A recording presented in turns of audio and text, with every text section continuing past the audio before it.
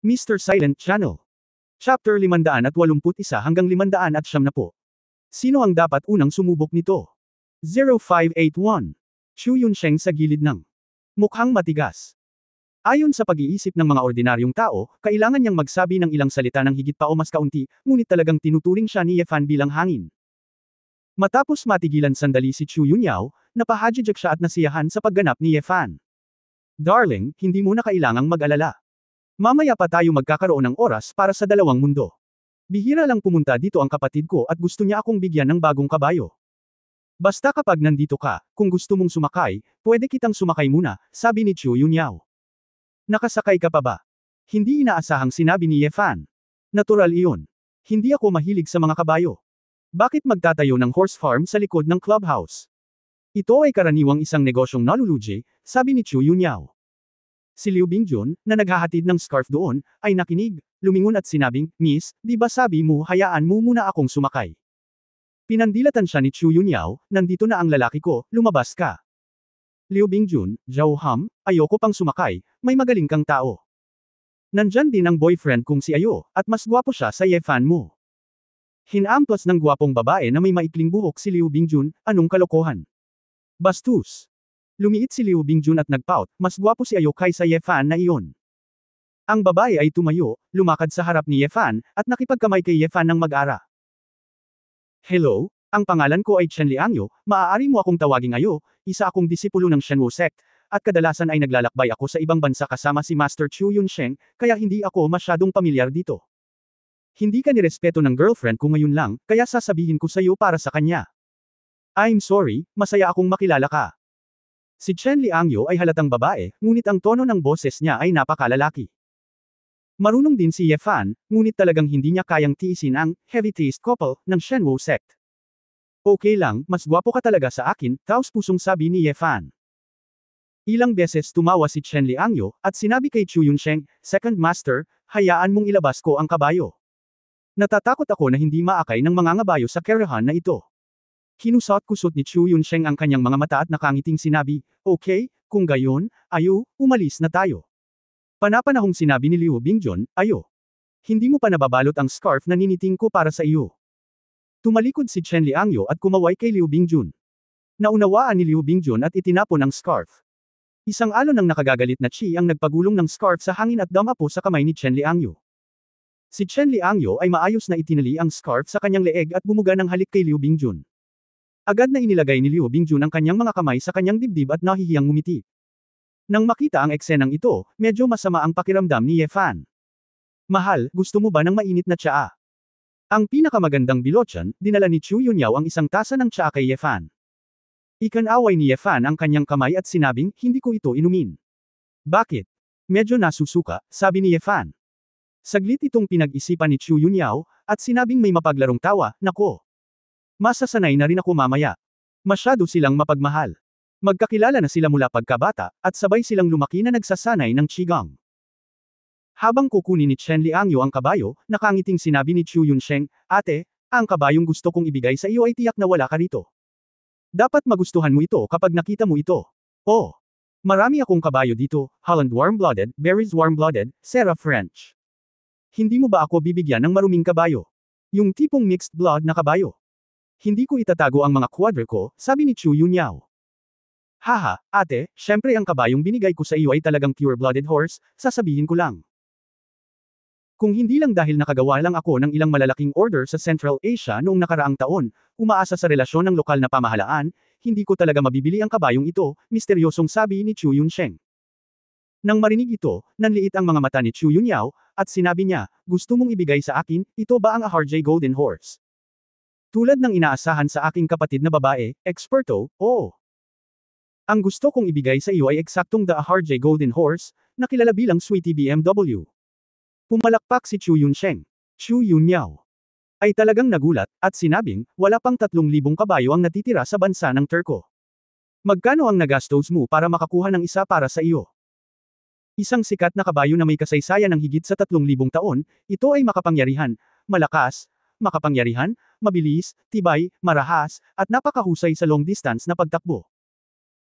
Dahil sa manipis na balat ng ganitong klase ng kabayo, kapag tumatakbo, bumibilis ang daloy ng dugo, at madaling makita ang mga daluyan ng dugo, kaya't mapagkakamalan nilang may umaagos na dugo, kaya naman tinawag itong kabayong pawisan.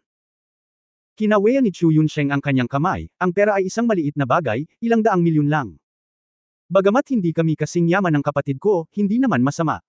Ang mga regalo para sa bagong taon ay dapat palaging mas solemn na, tama? Tanong ni Chu Yunyao kay Ye Fan. Sabi, talagang tama ang ginawa mo ngayon. Maraming taon na akong nagpapalaki ng mga kabayo, at hindi pa ako nakakakuha ng pawis na BMW. Nasa iyo na ito pagdating mo, ngunit marunong ka bang sumakay ng kabayo? Tumango si Ye Fan, oo. Haha, tama, Ye Fan, mag-enjoy ka mamaya, nakangiting sabi ni Chu Yunsheng. Habang nagsasalita siya, may malakas na pag-ungol ng kabayo sa hindi kalayuan. May nakita akong kotse na paparating, na may kasamang hindi mapakali na kabayo, paikot-ikot. Nang makita ang kabayong ito, nagliwanag ang mga mata ni Chu Yunyao, at bamulong siya, tulad ng inaasahan sa isang kabayong may pawis at dugo, ang poster at ang Amerikanang ito ay talagang maganda. Lumingon si Ye Fan para tingnan ang babae, at naramdaman niya na gusto talaga ni Chu Yunyao ang mga kabayo. Ang mga thoroughbred na kabayo ay karaniwang binibili ng milyon-milyon, o kahit 10-10 milyon, at ang ilan ay mas bihira at hindi mabibili ng salapi. Tanging isang mayamang tao tulad ni Chu Yunyao ang kayang bayaran ng luho ng isang kabayo, na mas mahal kaysa sa isang supercar. Sa sandaling huminto ang sasakyan, sinabihan ni Chen Liangyu ang ilang mga mangangabayo na umalis, binuksan ang hola, at sa sandaling binitawan ang kabayo, ang kulay maroon-pula na matangkad na kabayo ay sumugod palabas. Tumalon si Chen Liangyu sa likod ng kabayo at hinayla ang renda, ngunit hindi sinunod ng kabayo ang utos, at patuloy na umindayog. Hindi magamit ni Chen Liangyu ang kanyang tunay na lakas upang puwersahang talunin ang kabayo, dahil natatakot siyang masaktan ang mahalagang BMW, kaya't muli siyang tumalon pababa, walang awa na hinayla ang renda, at nakipagpunyagi sa kabayo ng ilang sandali bago niya mapatatag ang kabayo. Nang dalhin ni Chen Liangyu ang kabayo sa harap ng mga tao, napuno ng pawis ang kanyang noo. Nagmamadaling kumuha si Liu Bingjun ng napkin at umakyat para panasan ang pawis sa kanyang boyfriend. Ang taong ito ay talagang mabangis, ang mga guro ng kabayo ay hindi nang ahas na hawakan ito, sabi ni Chen Liangyu. Habang tinitingnan ng mar-angel na kabayong ito, sumimangot si Chu Yunyao, hindi pa napaamo ang kabayong ito. Nakangiting sabi ni Chu Yunsheng, ito ay isang ligaw na RG na gintong kabayo, ngunit nahanap ko ito, sadyang para sa iyo ito, kapatid. Halika, ate, kayo ni Ye Fan, sino ang unang aakyat at susubok? Napatingin si Chu Yunsheng sa kanilang dalawa, bagamat may ngiti sa gilid ng kanyang bibig, ngunit kitang-kita ang singkit ng kanyang mga mata. Balak kong panuurin silang dalawa na nagpapakatanga. Kabanata 0582 Hermit Crab 0582. Nanlamig ang mukha ni Chu Yunyao, magaling kong kapatid, niloloko mo ba ako? Si Chen Liangyu, isang martial artist na malapit ng sanayin ang kanyang katawan, ay itatapon ng kabayong ito, pabayaan mo akong sumakay, imposibleng may makaakyat kaagad. Kailangan ng mahabang panahon para sanayin ang kabayo para sumunod. Nako! Ate, kung hindi ka maglakas loob, kalimutan mo na, ayokong mahulog ang kapatid ko at magpakatanga. Napabuntong hininga si Chu Yunsheng at sinabi kay Ye Fan, wala kang lakas ng loob na sumakay, tama ba? Sayang. Hindi, direktang pinutol ni Ye Fan si Chu Yunsheng, at mahinang sinabi, kaya kung sumakay. Natigilan ang ekspresyon ni Chu Yunsheng, at pagkatapos ay ngumiti, oh, tandaan, ikaw ay isang sinaunang mandirigma, ngunit hindi mo magagamit ang totoong chi sa likod ng kabayo. Ang mga kabayo ay hindi makayanan ang panloob na enerhiya ng tunay na chi, kung mayroong isang sakuna, ang kabayong ito ay gagawin kung ikaw ay nasugatan, ikaw ay nasa problema. Wala akong nakagagalit na espiritu, kaya hindi masasaktan ang kabayo, sabi muli ni Ye Fan. Sumimangot si Chu Yunsheng, at medyo nagulat din si Chu Yunyao sa gilid. Mahal, mayroon ka ba talagang paraan para sakyan ito? Isa ito sa pinakamabangis na lahi ng kabayo sa mundo, at mahirap itong paamuin sa maikling panahon. Talagang curious si Chu Yunyao, interesado pa rin siya sa equestrianism. Niyakap ni Ye Fan ang baywang ng babae, iniyuko ang kanyang ulo at sinabing, gusto mo bang sumakay sa akin? Ang poster na ito ay masyadong malabo, magkadikit ang mga pisngi nilang dalawa, at magkadikit ang kanilang mga mata na maaaring makalayo si Chu Yunyao kay Ye Fan. Sa kanyang mga mata, nakita niya ang walang kapantay na pagtitiwala. Pagkatapos ng kaunting pag-aalinlangan, nagpa siya si Chu Yunyao na magtiwala sa taong ito, kahit na hindi niya alam kung ano ang planong pag-asalan ni Ye Fan para makipagtulungan ang paisang BMW na ito. Makinig ka, kailangan mo akong protektahan, sabi ni Chu Yunyao na may saloobin ng isang maliit na anak na babae. Napangisi si Chu Yunsheng nang marinig niyang sabay silang sasakay, ngunit pumalakpak siya at sinabing, okay. Ye Fan, napakatapang mo, hindi nakakagulat na gusto ka ng kapatid ko, ayo, bigyan mo ako ng renda ng kabayo. Ye Fan. Ibinigay ni Chen Liangyu ang renda na parang walang kinalaman sa kanya. Ngunit hindi kinuha ni Ye Fan ang lahat. Niyakap siya ng isang prinsesa at binuhat si Chu Yunyao patagilid, at sinabing, nakasakay ako sa kabayo, hindi ko kailangan ng renda. Sa pagkakataong ito, medyo natigilan si Chu Yunyao, at lalo siyang naguluhan kung ano ang gagawin ng lalaki. Lalong nagulat si Chu Yunsheng, maging sina Chen Liangyu at Liu Bingjun ay napaka-curious. Sigurado ka ba? Itong si Marco ay parang leon, magiliw na paalala ni Chen Liangyu. Bahagyang tumawa si Ye Fan, biglang tumalon, niyakap si Chu Yunyao, at direktang sumakay sa likod nitong malaking Jujube Red Horse. Mabilis na binitawan ni Chen Liangyu ang renda, pinuprotektahan si Chu Yunsheng at umatras. Sa sandaling naramdaman ng pawisan na BMW na may sumusubok na sumakay muli, sumibol na naman ang kanyang mayabang na ugali, at binalak niyang itapon sina Ye Fan at Chu Yunyao sa kabayo. Gayunpaman, si Ye Fan ay nakaupo dito ng walang galit, at nagpakawala ng pamimilit na may malalim na tingin. Isang mandirigma na dumaan sa hindi mabilang na mga larangan ng digmaan, pumatay ng hindi mabilang na tao, nakabalot sa mga bangkay ng balat ng kabayo, at nakaligtas mula sa mga bangkay, ay may aura na nagpapanginig sa buong kabayo sa pawis at dugo sa ilalim ng pandiya. Ang mga hayop ay mas sensitibo kaysa sa mga tao, lalo na para sa ilang mapanganib na paghinga sa kalikasan. Sa katunayan, mas malamang na maramdaman sila ng mga hayop kaysa sa mga tao dahil sa kanilang likas na proteksyon. Nang tanggalin ni Ye Fan ang maskara ng kanyang buhay urban at ihayag ang kanyang tunay na ugali, pagkatapos na magbago ang hininga at damdamin ng buong tao, ang mapagmataas na ligaw na kabayong ito ay itinuring na si Ye Fan bilang ang pinaka-nakakatakot na nilalang. Shichi, ang pawisan na BMW ay huminga ng 2 beses, at ang kuko ng kabayo ay bahagyang tumapak sa lupa, ngunit walang kasabikan. Sina Chu Yunsheng, Shen Liangyu, at Liu Bingjun ay nakaramdam ng lamig, kaya hindi sila komportable. Ngunit mas nagulat sila na ang kabayong ito ay talagang hindi lumaban kay Ye Fan. Kinurot ni Ye Fan ang tiyan ng kabayo gamit ang kanyang mga paa, at ang pawisang BMW ay masunareng nagsimulang sumulong. Sa gilid ng katawan ni Ye Fan, ibinaling ng kabayo ang kanyang ulo sa runway, at napakamasunurin. Si Chu Yunyao, na nakahawak sa mga bisig ni Ye Fan, ay nakaramdam ng kakaiba sa una, ngunit siya ay kasing talino niya, at unti-unti niyang naiintindihan ang mga pagbabago sa paghinga ni Ye Fan. Itinaas niya ang kanyang ulo at sinulyapan ang lalaki, na may kaakit-akit na ngiti sa gilid ng kanyang bibig, magaling ka ba, ilang tao na ang napatay mo? Inalis ni Ye Fan ang pressure at hinayaan ang babae na umupo sa harapan niya at inakbayan siya, wala kang kakayahan, papayag ka bang sundan ako? Kinusot-kusot ni Chu Yunyao ang kanyang mga mata at sinabing may mapaglarong ngiti, ang hirap sabihin, baka nine love talaga ako sa iyo, kaya't ang manok lang ang mapapangasawa ko at sumunod sa manok. Magpakasal sa aso at sumunod sa aso. May true feelings ka ba, may true love ka ba? Tanong ni Ye Fan. Hindi nagbago ang mukha ni Chu Yunyao, sumandal siya sa tenga ng lalaki at sinabing, actually, dapat mong tanungin ang sarili mo, do you really care about my love, my love? Sa totoo lang, kapag kaharap mo ako, simula pa lang hindi ko na inaasahan ang totoong nararamdaman, basta nasa akin na ang kailangan mo. Ito ay tulad ng isang hermit crab na naghahanap ng isang shell, ngunit kapag ang shell ay hindi sapat para dito, o kung ito ay makahanap ng isang mas mahusay na shell, ito ay natural na papalitan ito shell. Kung isa lang akong shell na kailangan mong gamitin sa transition period, bakit kailangan mong pakialaman kung may affection o love ako sa'yo? Natigilan si Ye Fan, at pagkatapos ay tumingin sa hindi maintindihang mga mata ng babae, at wala siyang pakialam. Marunong sumagot. Dahil kailangan niyang aminin na noong una ay nakipagrelasyon siya kay Chu Yunyao sa Luchun Island, hindi niya talaga naisip na mahulog ang loob sa babaeng ito. Kung hindi siya binalak ni Chu Yunyao na guluhin ang pamilya Wang, hindi siya magagalit na gagawin niya si Chu Yunyao. Ngunit noong panahong iyon sa isla ng Luchun, pagkatapos masugatan si Liu Bingjun, nagpakita ng pag-aalala si Chu Yunyao, at palaging nararamdaman ni Ye Fan na talagang may pagkakataon si Chu Yunyao na gisingin muli ang kanyang emosyon.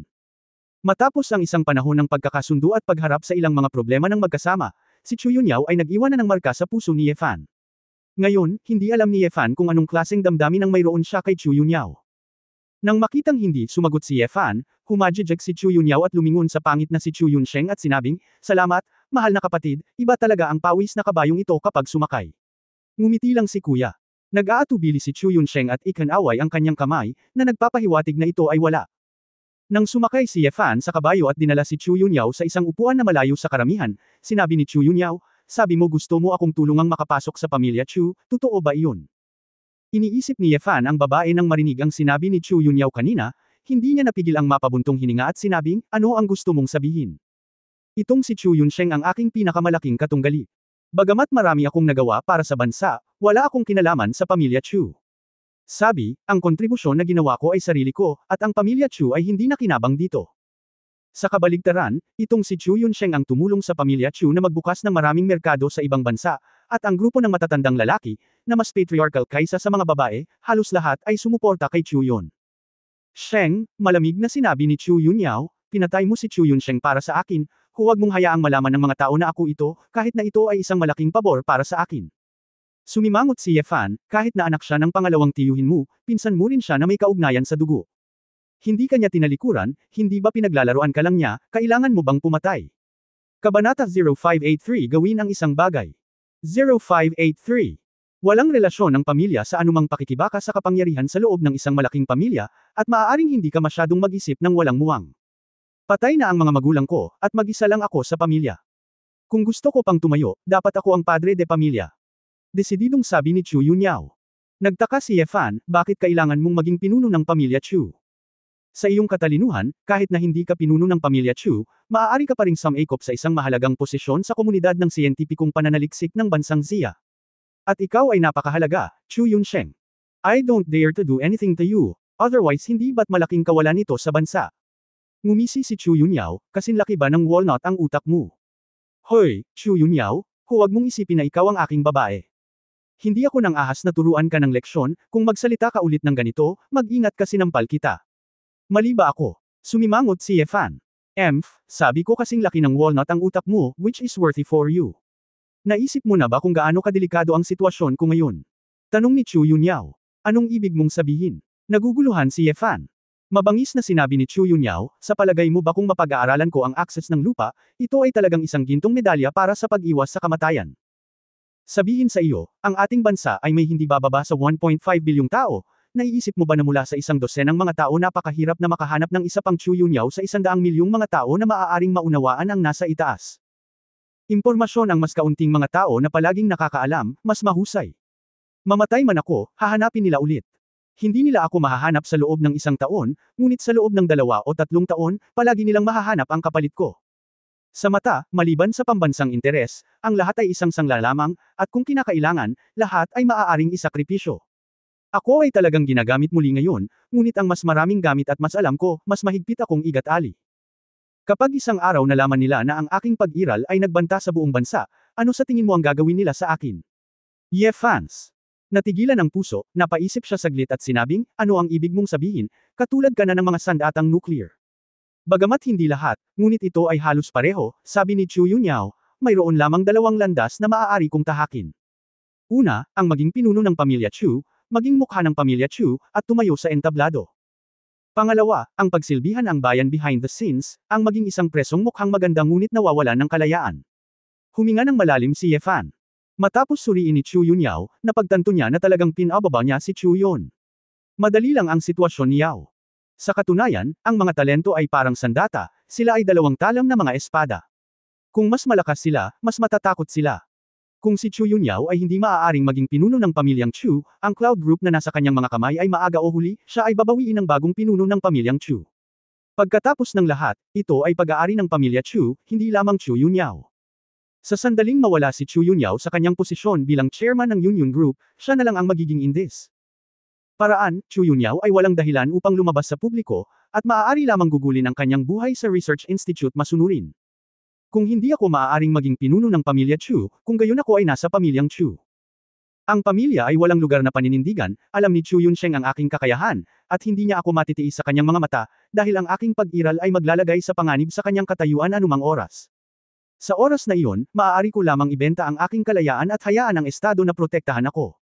Kung tungkol sa pagkuha ng pera para lumipad palayo at gugulin ang natitirang bahagi ng aking buhay sa kapayapaan, lahat ng ito ay kalokohan. Walang makakaalis sa akin. Nginisyon ni Chu Yunyao.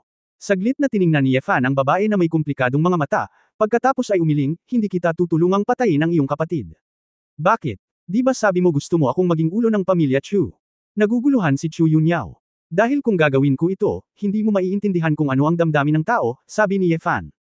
Natigilan si Chu Yunyao at malamig na bamantong hininga, may tiwala ka pa rin sa akin, umaasa ka pa bang may dugo at luha ako? Sayang na baka mawala ang kalayaan ko bago ko ito maintindihan. Imposibleng hindi ko hahayaang mangyari ito. Katiyakang nagveto si Ye Fan. Paano mo malalaman, lalaban ka ba sa bansa para sa akin? Ngayon ay mayroon pa akong hitsura at figure, higit sa 10 taon, kapag ako ay nasa edad 40, hindi mo na ako kayang iwanan, sino ang pakialam kung sino ang mahuhulog ko? Naiinis na sabi ni Chu Yunyao. Nag-aapoy ang mga mata ni Ye Fan, at hindi niya napigil ang sabihin, Chu Yunyao, mula ngayon, isa lang ang kailangan mong pag-isipang gawin.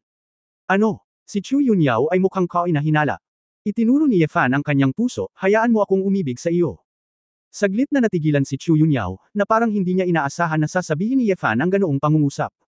Basta ang babaeng mahal talaga ni Ye Fan, kahit nakaaway siya ng buong mundo, gagawin ko ang lahat ng makakaya ko. Walang gustong kunin ang babae ko. Walang makakagawa nito. Tumingin si Chu Yunyao kay Ye Fan na puno ng agresyon sexual na mga mata, nilunok ang kanyang lalamunan, tumahimik, at tumigil sa pagsasalita. Pagkatapos ng isang lap ng track, ang kabayo ay bumalik sa panimulang punto. Nang bumaba ang dalawa, pumalakpak si Chu Yunsheng, nakakamangha talaga, ito ang unang pagkakataon na nakakita ako ng ganoong kalakas na pamamaraan ng pagsasanay sa kabayo. Sinulyapan siya ni Ye Fan at sinabing, hindi ko alam kung paano paamuin ang isang kabayo, ngunit ginawa ko lang itong takot. Mas matalino pa rin ang kabayong ito. Kung alam mo kung ano ang dapat katakutan, dapat kang matakot. Sa katunayan, ang mga tao ay pareho. Maraming tao ang nag-iisip na wala silang dapat ikatakot. Ngunit sa katunayan sila ay masyadong hanggal. Ang mga mata ni Chu Yunsheng ay kumikislap, at siya ay tumawa, magaling, ang mga tao ay dapat magkaroon ng puso ng pagkamangha, marami akong natutunan. Gaya ng inaasahan sa pagpatay sa apo ng maharlikang pamilya, maaari ka pa ring maging masaya. Ang malayang kapatid na si Ye Fan. Iba ang tapang. Halos paalalahanan siya ni Ye Fan na huminto nang mag-click siya, at pagkatapos ay bumaling kay Chu Yunyao at sinabing, Tara, maghanap ng tahimik na lugar, at ipapakilala ko sa iyo ang kapatid na ito. Natuklasan din ni Chu Yunyao si Zhao Yidao na darating kasama si Ye Fan, ngunit hindi nagsalita si Ye Fan, nakatayo lang si Zhao Yidao na parang kahoy na istaka, hindi man lang umimik. Okay, mahal na kapatid, hindi mo na kita sasamahan, Liu Bingjun, dalhin mo sila sa paglalaro. Sabi ni Chu Yunyao, tumalikod at hinayaang sumunod sa kanya sina Ye Fan at Zhao Yidao. Mabilis na pumayag si Liu Bingjun, at sa wakas ay sinamantala niya ang pagkakataong makipag-date kay Chen Liangyu. At si Chu Yunsheng ay tumingin sa likuran ni Ye Fan at Chu Yunyao na naglalakad palayo, ang kanyang mukha ay malungkot, at ang kanyang mga mata ay puno ng pag-iisip. Sinundan ni Ye Fan si Chu Yunyao sa opisina ng babae. Bago siya makapagsalita, lumingon si Chu Yunyao at sinabing, pakipaliwanag muna sa akin, ano ang nangyari sa mga research materials ng Song Xinghe na ibinigay mo sa akin noong nakaraan. Natigilan si Ye Fan, ano ang nangyari sa dokumentong iyon? May problema ba? Chapter 0584 Hindi ko nabanggit sa'yo. 0584. Inilibot ni Chu Yunyao ang kanyang mga mata at malungkot na sinabi, sigurado ka bang kinopya mo ang lahat ng data sa kanyang computer? Oo, kumbinsido si Ye Fan na kahit na hindi siya eksperto sa computer, maayos pa rin ang operasyong ito. Napabuntong hininga si Chu Yunyao, kung ganoon ang kaso, si Song Xinghe iyon, na hindi naglagay ng kanyang mga materyales sa pananaliksik sa computer. Ibig mong sabihin, ang data na kinopya sa hard drive ay walang bionic at memory transplantation technology. Medyo nagulat si Ye Fan, akala niya ay sinimulan na ni Chu Yunyao na pag-aralan ang mga bagay na ito. Nang marinig ang balitang ito, hindi alam ni Ye Fan kung matutuwa o mag-aalala. Masaya siya na hindi pinagkadalubhasaan ni Chu Yunyao ang ganitong uri ng nakakatakot na teknolohiya, kaya hindi gagawa ng mga kabaliwan ang mga babae. Ang alalahanin ay hindi kayang basagin ni Chu Yunyao ang teknolohiyang ito. Kung babalik si Song Xinghe sa hinaharap, kailangan niyang mag-ingat. Kinagat ni Chu Yunyao ang kanyang mga pilak ng ngipin, talagang may kakayahan ng Song Xinghe na ito. Talagang ang pinakaligtas na itago ang lahat ng impormasyon sa kanyang isipan. Sinabi ni Ye Fan, huwag mo itong masyadong isipin, mayroon kang akses ng lupa upang pag-aralan, at hindi ito sapat na masama. Hayaan mong ipakilala ko sa iyo, ang kapatid na ito ay tinatawag na Zhao Yidao, maaari kang magayos ng upuan para sa kanya, subukan ang iyong makakaya upang protektahan ka sa paligid mo sa buong araw, huwag masyadong mabuti na maging kapansin-pansin. Tumingin si Chu Yunyao kay Zhao Yidao na may matigas na mukha at sinabing, bakit bigla kang nagayos ng bodyguard para sa akin? Mayroon akong Liu Bingjun. Bagamat nakakadiri ang lalaking iyon, mas magaling ba itong si Yidao kaysa kay Liu Bingjun? Yidao. Ang pangalan niya ay Zhao Yidao, hindi napigil ang matawa ni Ye Fan. Kutsilyo lang ba ito? Mapaglarong ngumiti si Chu Yunyao, marahil ba ay masyado kang nagmamalasakit sa akin kaya inayos mo ito para sa akin? Tumango si Ye Fan, ikaw ang aking babae, at kailangan kong protektahan ang iyong kaligtasan. Ang Shire Society ay may sama ng loob, at ang lakas ng Shire Society ay lampas sa aking imahinasyon. Upang maiwasan ang mga aksidente, dinala ko ang sarili kong mga tropa para protektahan ka sa Huahay. Biglang tumango si Chu Yunyao, kaya ayon, okay lang, sige, pwede mo akong sundan kasama si Liu Bingjun sa hinaharap, pero mas mabuting layuan mo si Liu Bingjun, huwag mo siyang sundan, palagi kang nakawin sa akin nakakainip ang mga kosmetiko. Miss Chu, ang pangalan ko ay Zhao Yi daw. Ang killer mismo ay sumakit din ang ulo. Hinawakan ni Ye Fan ang kanyang noo, alam niyang sinasadyang nagbibiro si Chu Yunyao, ngunit hinayaan din siya nito. Pagkatapos ayusin si Zhao Yi daw, nagplano rin si Ye Fan na umalis. Hindi pa rin siya nagpadala ng mga regalo mula kina Feng Yueying at Du Yuner. Nang makitang aalis na siya, nag-alinlangan si Chu Yunyao at nagtanong, pupunta ka ba sa charity auction kinabukasan? Lumingon si Ye Fan sa pagkalito, anong uri ng charity auction, hindi ko pa ito narinig. Hindi ito nabanggit sa iyo ni Su Qingzhou. Tanong ni Chu Yunyao. Tumango si Ye Fan, walang sinabi ang asawa ko, ano ang problema? Naisip ito ni Chu Yunyao, umikot ang kanyang magagandang mata, tila may naiintindihan siya, at sinabing, mukhang hindi niya sinasadyang binanggit ito sa iyo. Matapos makinig sa paliwanag ni Chu Yunyao, alam ni Ye Fan na ang Huahai Chamber of Commerce ay magsasagawa ng charity auction party sa katapusan ng bawat taon. Habang gumagawa ng kawanggawa, maaari din itong isaalang-alang na magkaroon ng magandang reputasyon, magdala ng magandang impluwensya sa lipunan, at magkaroon ng magandang imahe sa harap ng gobyerno at ng publiko. Ang mga bagay sa auction ay higit sa lahat ay gawa ng ilang katutubong artista, mga likhang sining ng ilang mahihirap na bata sa kabundukan, o mga commemorative items na inihanda ng ilang charitable foundation. Ang mga bagay na ito ay hindi mahalaga sa kanilang sarili, sila ay dumadaan sa mga galaw at sinasabi na ito ay isang auction, na talagang katumbas ng isang donasyon. Ang pera ay binabayaran ng ilang mahusay na takong na mga amo. Gayunpaman, mayroong libo-libo na mas kaunti, 10,000 pa, at hindi hihigit sa 100,000. Pareho silang may mukha at walang epekto sa sarili nilang yaman, kaya welcome na welcome ang ganitong klase ng auction party. Taon-taon din nakikilahok si Su Qingzhou. Makatuwira na kapag ikinasal ka, dapat siyang lumahok sa iyo, ngunit hindi niya sinasabi sa iyo. Sa tingin ko ay ayaw na niya akong makita, humajijek si Chu Yunyao. Hindi alam ni Ye Fan kung tatawa o iiyak, hindi naman, baka hindi niya naisip na ipaalam sa akin, o wala siyang planong dalhin ako doon. Then she won't let you go with me, I invite you first, do you dare to come with me? Pabirong tanong ni Chu Yunyao. Mukhang napahiya si Ye Fan, hindi mo kailangang maging agresibo, hindi talaga ako maglakas loob na gawin ito. Alam kong hindi ka maglalakas loob. May bakas ng pagkawala sa mga mata ni Chu Yunyao, at ito ay panandalian, at ikanaway niya ang kanyang kamay, umalis ka na, kailangan kong harapin ang lalaking iyon na si Chu Yunsheng mamaya. Hindi rin maganda ang pakiramdam ni Ye Fan, ngunit hindi niya talaga kayang samahan si Chu Yunyao na lumahok, anuman ang Su Qingzhou, iyon ay magiging masyadong mapangahas. Sinamantala ang hapon, binigyan ni Ye Fan ng mga regalo sina Du Yuner at Feng Yueying. Ito ang unang pagkakataon na nakakita si Du Yuner ng napakaraming luxury goods, ngunit nailigpit pa niya ang sasakyan noon. Gustong ibigay sa kanya ni Ye Fan ang mga bag, sapatos, at alahas na ito. Wala siyang dahilan para tumanggi, kaya masaya at nahihiya niyang tinanggap ito. Nang ibigay ito kay Feng Yueying, espesyal ding sinabi ni Ye Fan sa babae na dinala rin niya ang mga regalo ng bagong taon sa mga magulang ng babae, sina Feng Yuan Sayong at Maling. Likas na tuwang-tuwa si Feng Yueying nang makakita siya ng maraming bagay. Hindi sa mahalaga o hindi ang mga bagay, ngunit naisip ni Ye Fan na magdala ng mga regalo sa kanyang mga magulang, na lubos na nagpapaliwanag sa mga intensyon ng lalaki. Sinabi rin ni Feng Yueying kay Ye Fan na ang kanyang mga magulang ay pupunta sa Huahai sa loob ng 2 araw para sa bisperas ng bagong taon sa taong ito, at magkakaroon ng hapunan sa bisperas ng bagong taon ng magkasama, at tinanong si Ye Fan kung malaya siyang makipagkita. Naisip ni Ye Fan, tiyak na hindi maganda ang bisperas ng bagong taon, ngunit sa unang araw ng bagong taon, maaari tayong kumain ng magkasama. Si Feng Yueying ay lubos na nasisiyahan nang marinig niya na ang lalaki ay maaaring maglaan ng oras.